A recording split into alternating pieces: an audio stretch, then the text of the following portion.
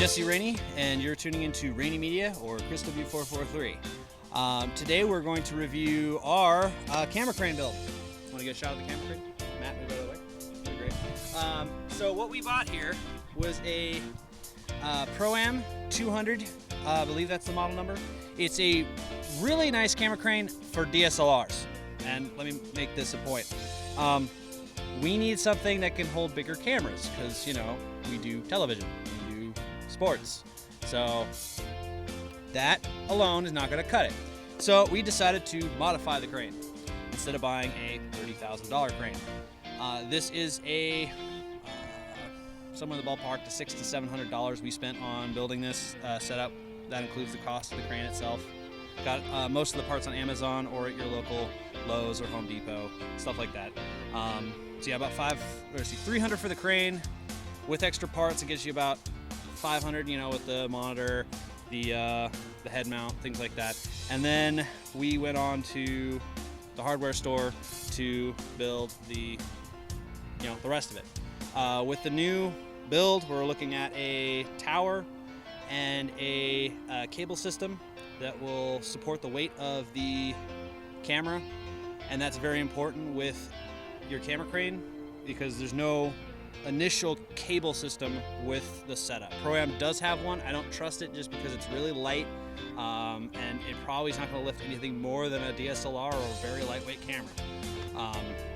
So without further ado, we're going to start our build, and I'm going to explain to you step by step how we went about building this and what we did to it to get the best results. Keep in mind, this is not a step-by-step how to build this crane. We are not going to cover that. I do challenge any filmmakers who are working on making their own crane to use our design. Go right ahead and just take what we tell you and make it your own.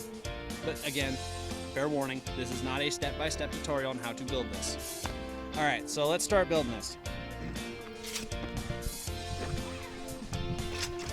Okay.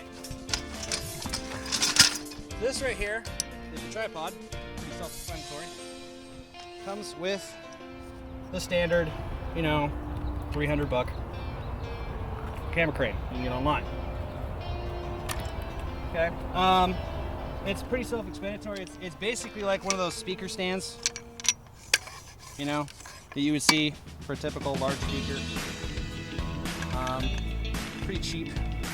I would highly recommend buying a nicer unit, but for frugal filmmakers' sake, you'd be fine with this one. Keep in mind, this one has to have a flat surface. We are on a flat surface. We're not going to have much problems where we're at. If you wanted to put it on an uneven field, which is we're surrounded by, lots of it, you're going to need a better tripod than this. This is crap. Next on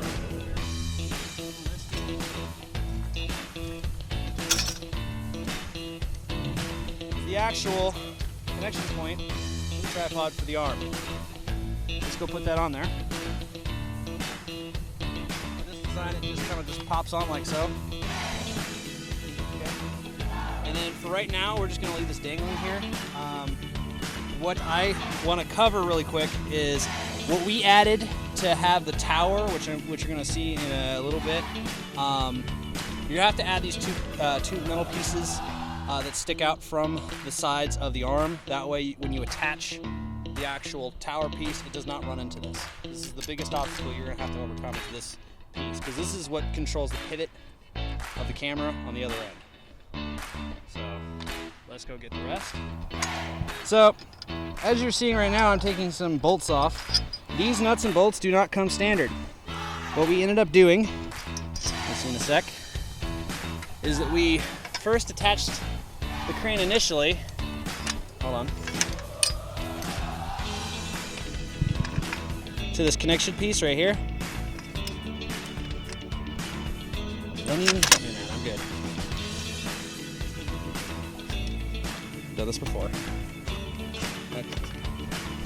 And yes, you could do this with a single person. It probably would help if you had two people. This is just, I need Matt to hold the microphone. Is what this is. So right now, the first thing I do is I'm going to reconnect this or we'll unscrew this little connection point, and this is just going to connect my the rod that controls my pivot for the rest of the piece. So we got that, and now I'm going to slide these back in. All right, make sure you have the washers like that right. So as I was explaining a second ago, we had to, because of how weak they built this originally, there's like literally like just some corkscrews in the bottom here. You could probably see the holes where they were at, which is the bottom. Chris, you want to get a shot of that? Can you see that? Yeah, so there's like corkscrews in here, just holding it together with just some pieces of plastic. Really cheap, really terrible. I recommend as soon as you get this crane, you fix that immediately, because over time those will just wear out, and you could be on a shoot and your camera, the whole crane could just fall apart. So that needs to be dealt with like immediately. So I would highly recommend just getting some bolts and nuts, and then just bolt it down on the set once you're actually setting up the build. This is a 12-foot camera crane, by the way. How big is it? 12 feet, or you could set it up at 8 feet. We did run into an issue when we were building this. These don't match properly at an 8-foot length because we just didn't measure the distance from the end. I highly recommend if you do this, do it the right way, measure it in the end, make sure they both match on both sides, and then you will be good and golden and you won't have this issue that we're having. I can, however, with my build, I can lock down one of these bolts. But most of the camera is going to be supported by the wire anyway, so I'm not too terribly worried about it.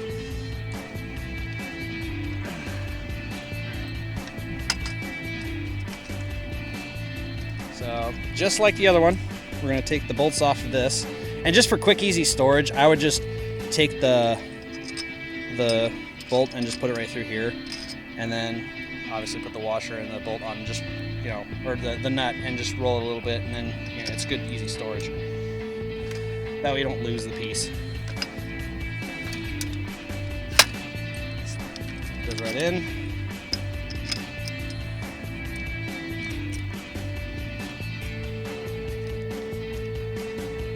Come on. Okay. It's just like that is how you would normally store it. And just leave it that way. And it won't come off, it'll just stay there. I've never had a problem yet.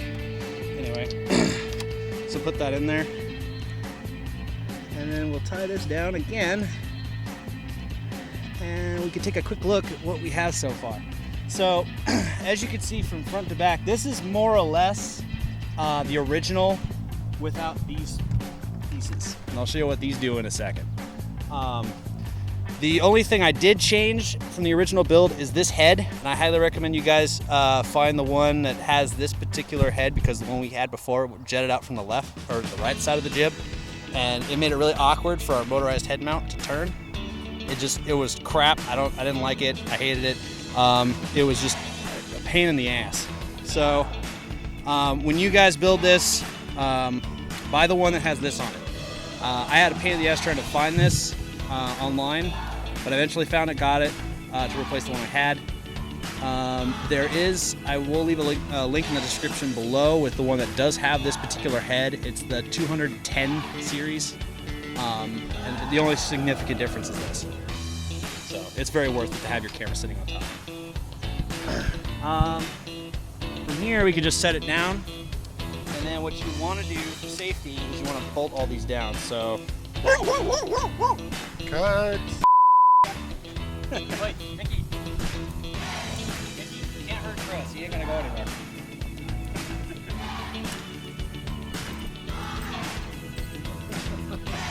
Technical difficulties, huh? Yeah, technical difficulties. Alright. Count a little. Okay. That's okay. Anyway, I guess back to what we were doing. Let's see. I need to make sure these are at 7/16. Okay. I believe that is the correct head for these. Nope, no, this is the 1/2. Sorry. Okay, so thing to remember here is the way I built this. You may want to do it a little differently, but the way I built this is I made sure I put the larger of the two bolts coming through the arms highly also recommend if anyone's going to drill through these, make sure you know what you're doing.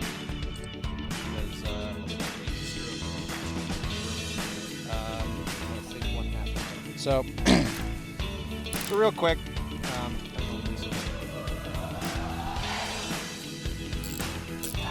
just really quick, tighten this down.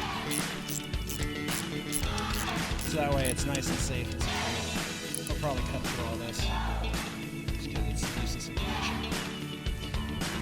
We just cut just for your sanity, because, you know, bolts, very simple things to just bolt down.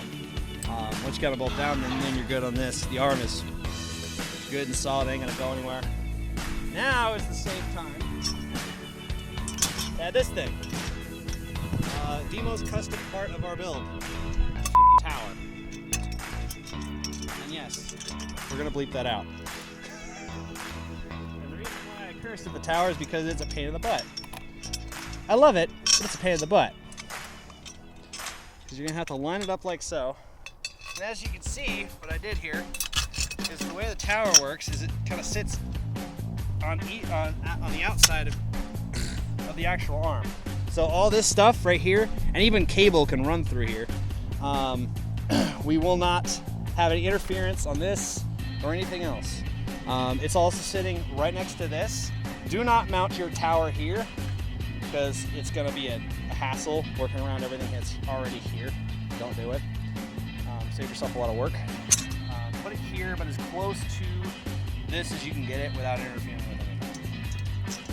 And don't bother asking me any measurements. I have no idea. I didn't bring a measuring tape.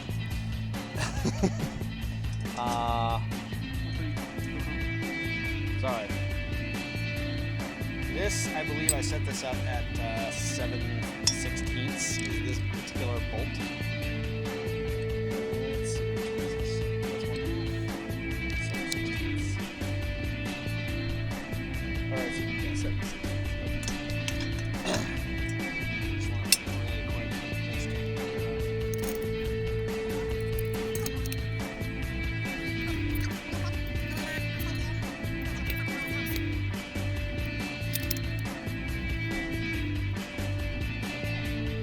So, sorry. I blew up everyone's computers at home. Okay, well, we'll cut the audio there. I don't know what to tell you. So, as you can see with the arm, it's, the tower, it kind of just sits there. It's not safe, very impractical. That's why we have these attachments here. And what we did with this, we just basically took the initial screw here that's already here and put in an extra washer and then bolted it with the initial bolt that's already there. So it's just like a part of the jib now. So it should stay there. You shouldn't have to take it off. I would, however, take it off if you're going to run it at the 8-foot length, because at 8 feet, you don't need this tower. It's not necessary. It's actually overly ridiculous. Because I honestly believe you couldn't really throw, unless it's a 50-pound camera, which you shouldn't be running at 8 feet anyway. I'm just saying, you know, you shouldn't be doing that. So, what, right? Yeah, it is frugal filmmaker. God, I hope Frugal Filmmaker does not do the craziness, because I'm not liable for any of their shenanigans. You heard it here from. Would you stop with that, Matt? You're not a news guy. He is. Just get a shot of him and just. No. As you can see. No, man. No, you're not allowed. You've been denied. I wish he wasn't. Get paid. You heard it here first, folks. I am sponsored by Mountain Dew, and they don't even know it. They don't even know it yet. Okay. Back. All right. Anyway, this is the one thing I hate about this thing the most, is lining it up and getting it done. So, as you can see, what I did here was I had these connection pieces to kind of just make sure everything's gonna lock in solid, ain't gonna go anywhere. It is also a pain in the ass to line up.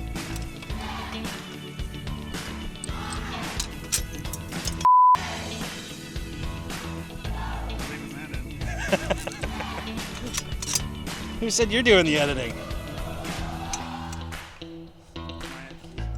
Oh, I see how it is. Believe it or not, I've had to do that on pretty much every shoot I've ever been on. What banging in? Yeah, just banging the thing. No sexual references here, please.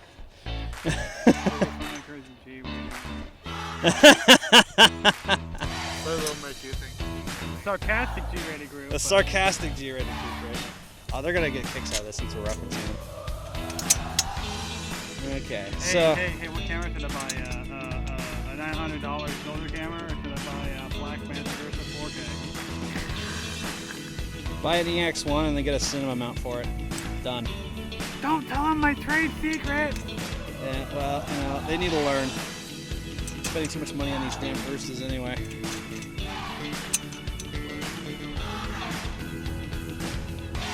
And let's not even talk about the freaking, what is it, some of the new Canons that come out. The Nikons. Oh my god. Those guys just getting way too into the DSLRs lately. Okay, now we gotta switch back to the half setup.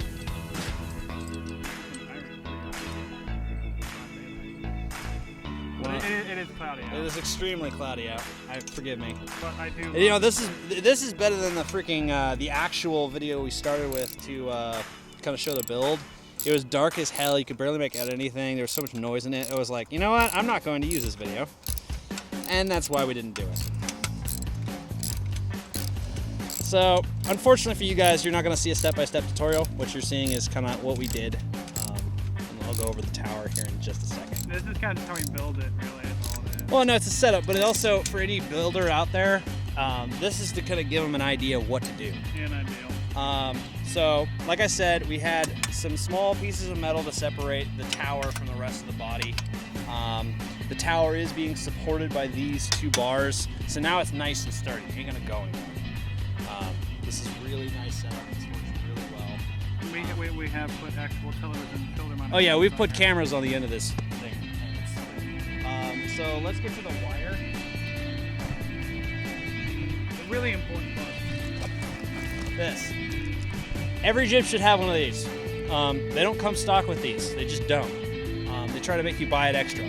And I highly recommend that you get your own and build this, because the wire setup they have is very lightweight.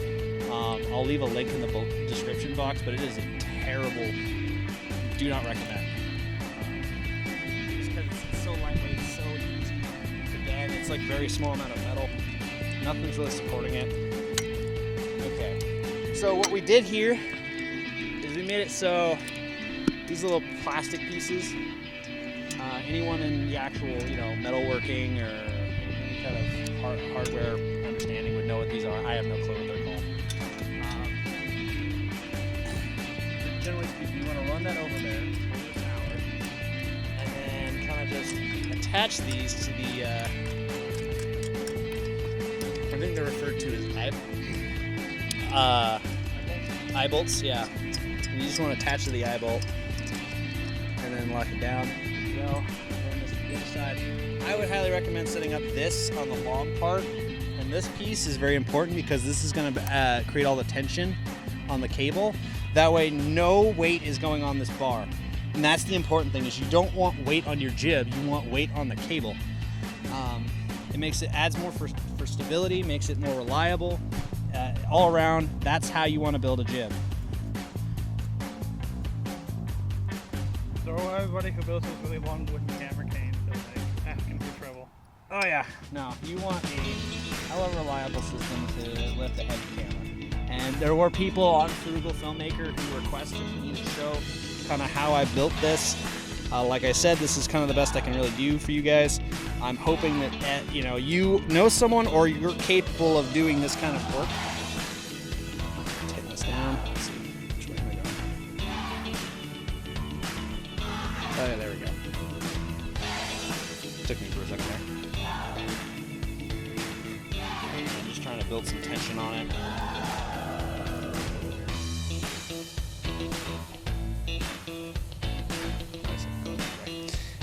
so trippy the way that works.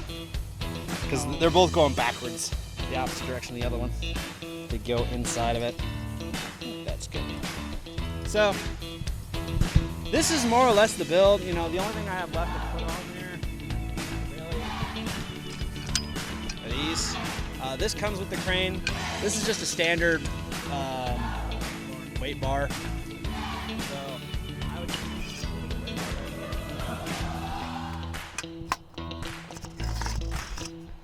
and then just put this on. And then you're pretty much ready to put the camera on there and add weight. You know, I'm not really going to go into too much detail on that other than, you know, I would highly recommend using sandbags if you can, because it's easier to carry out on shoots. But this is more or less our build. We're going to have some extra footage here to show you guys kind of what it looks like when a camera's on the mount, kind of just some test shots. While we're out here, because, you know, we came out to a nice location. I like this location. It's a really cool place to be. You know, nice scenery to look at. Yeah, I need to wrap it up. Anyway, thanks guys for watching. I hope you guys enjoyed the video. Enjoy the footage that we have. Yeah, please subscribe and like the channel. Anyway, see you guys. Bye.